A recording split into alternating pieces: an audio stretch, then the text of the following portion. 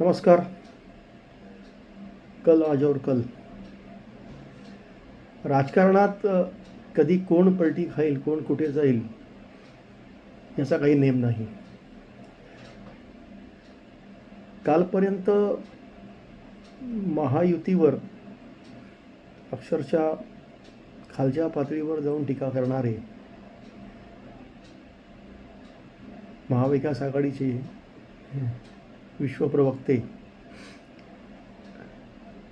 ज्यांच्या नेतृत्वाखाली महाविकास आघाडीने 2024 ही महाराष्ट्र विधानसभा निवडणूक लढवली आणि 46 जागा जिंकून घवघवीत यश मिळवलं.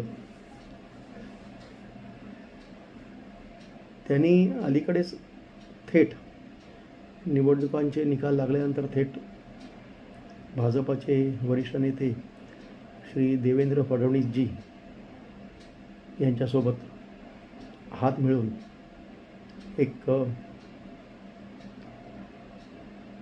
भेट घेतली.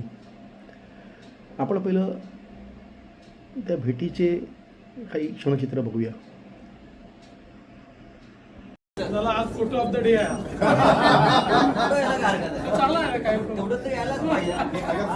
Photo of the day properly.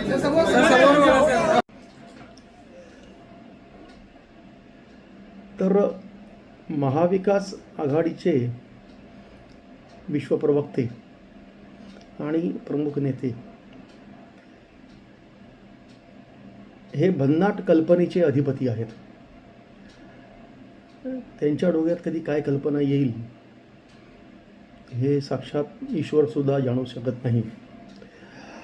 आणि मिळालेल्या खात्रीलायक सूत्रानुसार असं समजून येत आहे की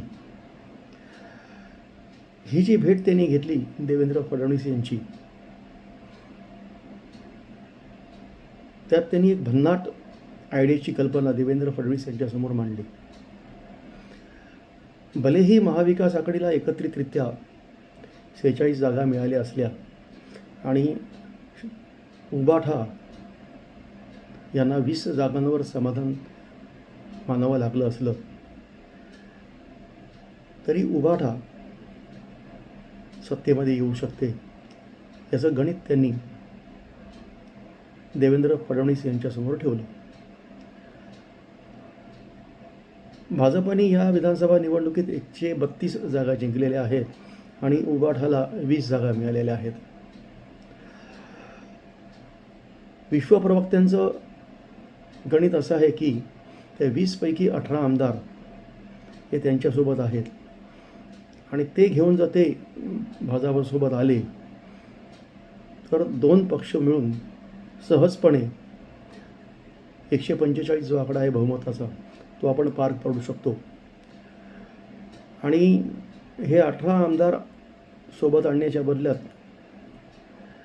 त्यांनी देवेंद्र फडणवीस यांच्याकडे संयुक्त सरकार स्थापन करण्याची भन्नाट आयडिया आणि कल्पना मांडली आणि त्यासोबतच त्यांनी उपमुख्यमंत्रीपदावर दावा ठोकला असे खात्रीलायक सूत्रानुसार समजण्यात येत आहे.